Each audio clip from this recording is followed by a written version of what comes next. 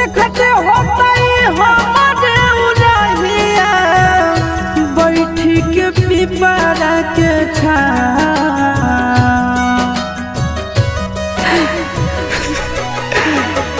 देखते होता